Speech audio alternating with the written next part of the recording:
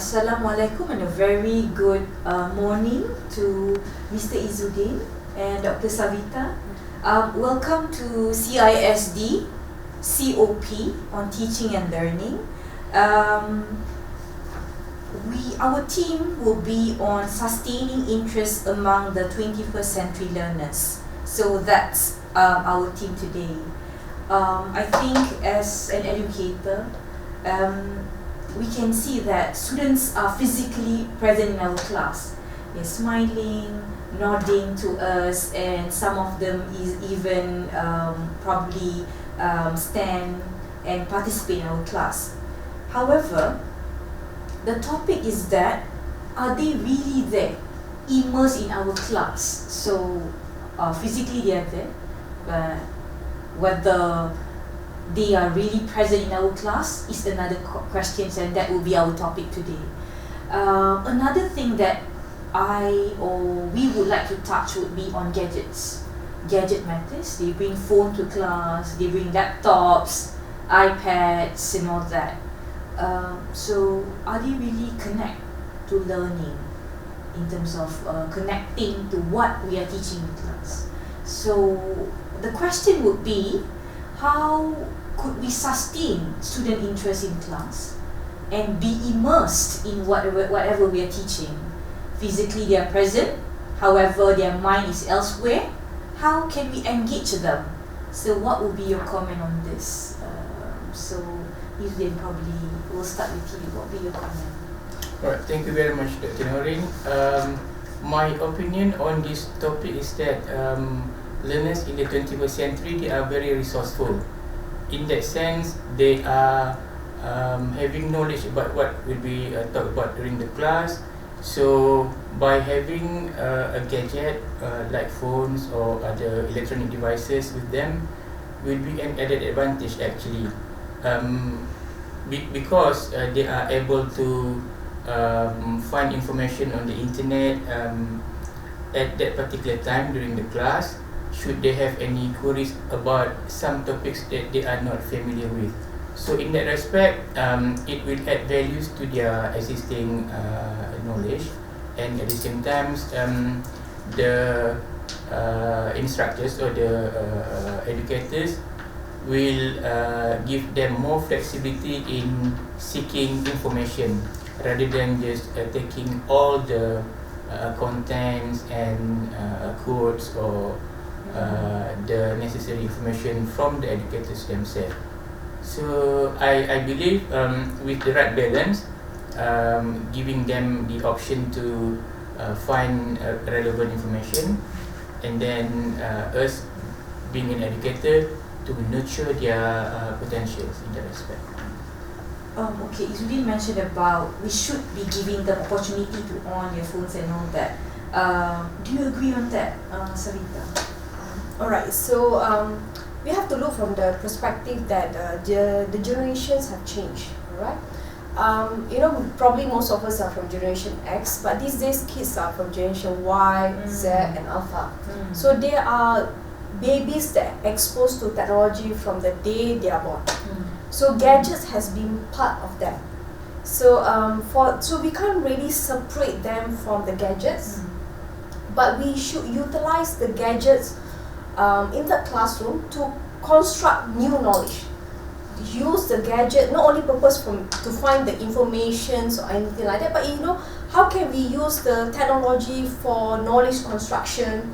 How can we utilize the technology for the collaboration so that we immerse them in the technology but for the right purpose? So the technology is supposed to be the foundation for the learning, but in the right way. So for example, we have to get them to able to discipline themselves, so there should be some self-regulation that they should have, but also at the same time, how can we integrate this technology into our learning process in the classroom, so that the technology, the gadget will be utilized for the education purposes, not for their personal use, going to Facebook or watching YouTube, but how can we use this technology? Because I believe we can't separate the technologies from these kids, which is from the generation Y and Z, so how can we immerse them with technology for the benefit of the educations. So you touch on a good point, Savita, making them immerse in learning through technology. How can we achieve that? Making them immerse in learning through technology. Alright. For example, these days we have many platforms available out there. Some are free, alright. Some are paid, alright. One of the basic example, like for example, under Microsoft Educators, Microsoft has provide enough platform with all kind of software like Microsoft Teams, Skype, Microsoft Office, which collaboration can be carried out in the class. So maybe the way the activity or the learning is structured, that each student when they work in the group, they are assigned specific roles, specific tasks that they have to do it individually. But at the same time, they have to collaborate in order to complete that particular task. So if not, if they're going to just use for themselves, and then they will like, okay, I'm going on my own way. But like the pieces of the work are assigned individually, then they have to use the technology and use the technology to create something. Instead of using YouTube to find, now they have to create a YouTube at the end, YouTube channel at the end of their activity. So they work in a, so it means they do learning and they use gadgets and they have to collaborate. And then we can even go beyond the classroom. Probably we can have like we use Skype and we connect to another group of students, maybe in another country or another part of the world, and they discuss about something, and maybe we learn something new from the another counterpart. Yes, that's interesting. Maybe Izuddin, you can also share how to use gadgets to create this immersiveness in class. In class depends on the subject that we are teaching, but in general, in our university these days, we are subscribing to the active learning kind of activity. So of course during that activity, we would like students to bring their own gadgets, because in order for them to interact with the questions we put on the slides on the board, they need to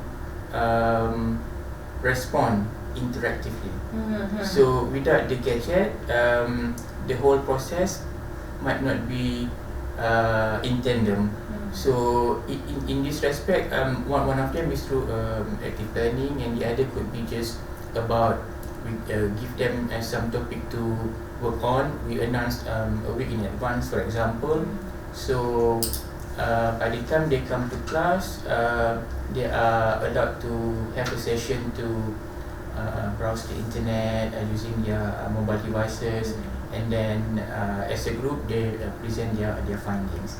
So these are some of the activities has been incorporated in my classroom, and I believe that the educators have their own way of using technologies to get these students to sustain their interest in teaching and learning. How was your students' acceptance in doing this in class? In general, I could see the enthusiastic students, whereby when they participated in the activities, they were keen enough to move to the front, so that they couldn't miss a thing about what was discussed. I do not know what's the connection. Perhaps it was more on the enjoyment of being part of the activity, whereby the instructions are given on the board, and then they need to find the information part and pieces, and as a group they will collectively understand what was the activity all about. So I think it was quite interesting actually. With your students, Savita, how would you translate it to their performance? Okay. Actually, in my class, alright, there are times. I'm making it balanced. So there are classes where they will use technology. There are classes where we will use the paper, pencil, and the margin paper, because there should be.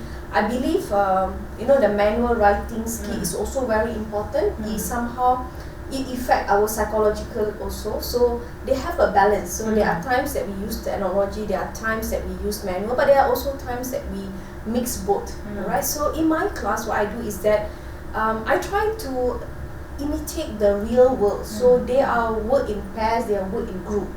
So instead of giving them the option to choose the group themselves, I actually group them according to their personality and learning style.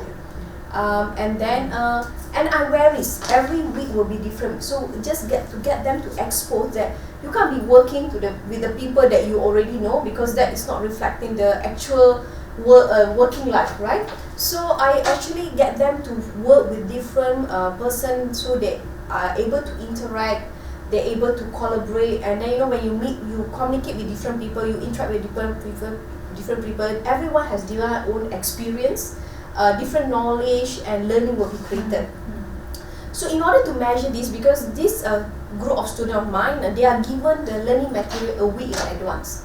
So somehow I'm doing like a flipped classroom. So they have are exposed to the learning material. So when they come to the class, they are given a quiz. It's a very simple quiz, just to understand their level of understanding, their baseline, so that I will able to understand what kind of activity or what kind of mentoring can I give them, so that I can scaffolding them in the right path, so that I can assist them based on their learning or their baseline. So they have the pre-quiz conducted, then they will have activities which has both manual way and technological base, and then after all those activities, they will have a presentation in a group, which each individual in the group has a specific role, and they have to contribute and present according to their role, because and then they also should able to answer the question in a group. So after all this activity, they are also given a post quiz to understand the level of their understanding before they started the class and after the activities and the reflection carry out, and how do they perform in that particular topic. So there are some simple assessment that I carry out in the class. Okay, we have listened to two lecturers on 21st century learners and sustaining their interest. So probably one last note on what would your comment or insights be on sustaining student interest among the 21st century learners from both of you. You can start with I believe that technology is there to assist not just the students but the educators themselves as well.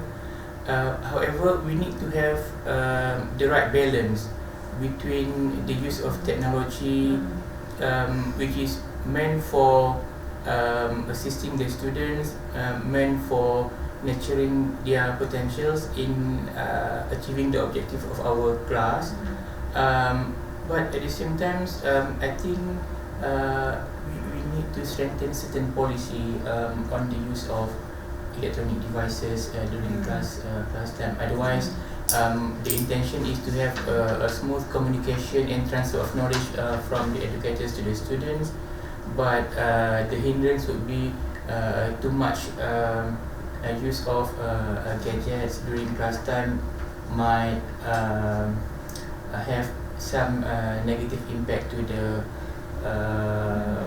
to the journey in our classroom. Yeah. the policy is a good point that probably is timely. Thank you for that. What your note, Dr. Savita, on sustaining student interest or on 21st century learners? I totally agree with Izuddin. Technology is something that is part of today's life, especially our younger generation now in the university. So we can't separate them from the technology, but there should be a balance to it. There should be a clear guidelines and guidance or rules that we should set in the class, so that they can utilize the technology for the right purposes. And instead of just using, like what I was saying, maybe we can use technologies to construct something, to build something. So for me, to achieve this 21st century learning and to have this 21st century learners, technology will be part and parcel of the learning. And is no one way answer to how we can keep them immersed and present, but it's a journey for each of the educator to find the right balance so that we can get them to learn, construct new knowledge, but it's also with the support of the technology itself. Okay, there's a good thing that probably educators can look into, things like policy, guidelines, best practices on the use of technology in this century. With that, I would like to thank Dr. Savita and Izuddin for coming, and hopefully we'll meet you guys again during the next COP. Okay, thank you everyone. Thank you.